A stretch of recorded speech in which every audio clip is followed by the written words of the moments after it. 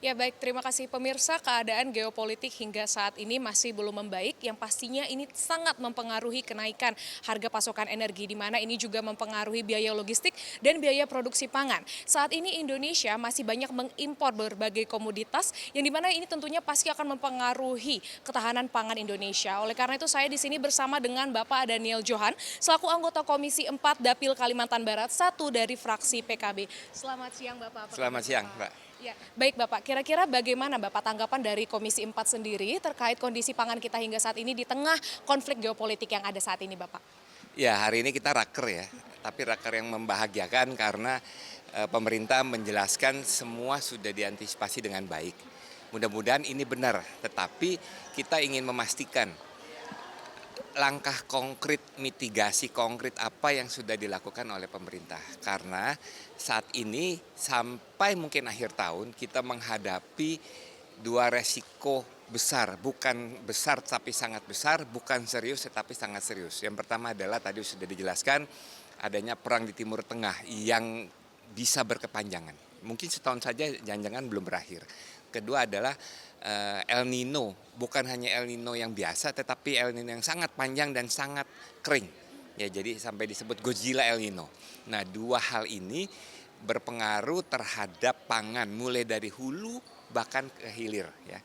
Pertama adalah berpengaruh terhadap produktivitas, akan mempengaruhi tingkat produksi. Produksi kita bisa anjlok kalau tidak diantisipasi dengan baik. Kita ingin minta penjelaskan berapa luas lahan yang terpengaruh oleh El Nino dan program konkret apa yang sudah dilakukan oleh pemerintah. Karena akan berdampak terhadap dua hal. El Nino itu akan menimbulkan kekeringan. Ya. Dan El Nino itu biasanya akan menimbulkan hama yang sangat besar. Ya. Kedua-duanya itu bisa membuat produksi menjadi puso, menjadi gagal panen. Nah, apa antisipasinya? Ada ke anggarannya? Gitu. Itu yang kita ingin tahu. Ya. Belum lagi kalau ada kebakaran lahan, itu semua akan berpengaruh terhadap ketahanan pangan kita. Ya. Lalu persoalan harga semua akan naik. Ya. Input semua harga akan naik, pupuk akan naik. LPG kita katanya 80% masih impor. Nah, sementara pabrik pupuk sangat tergantung dengan LPG.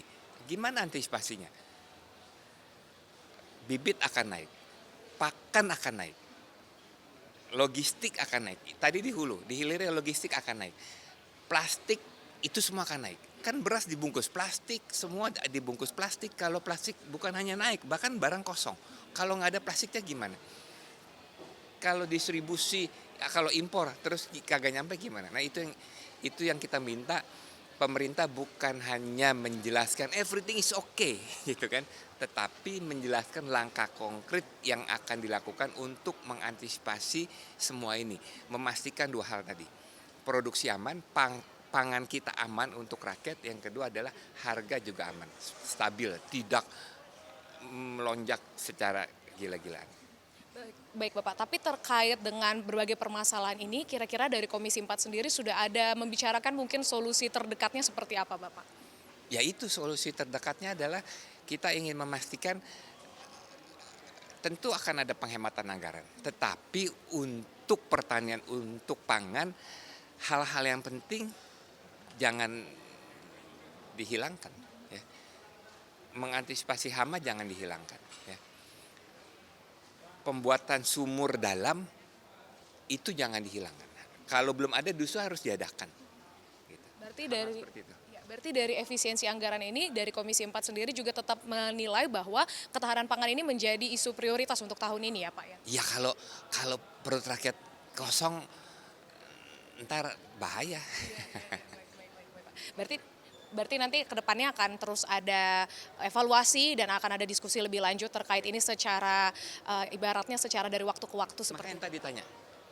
Abis ini konferensi pers menteri cecer. Apa antisipasi? Jangan semuanya baik tapi apa program konkretnya gitu.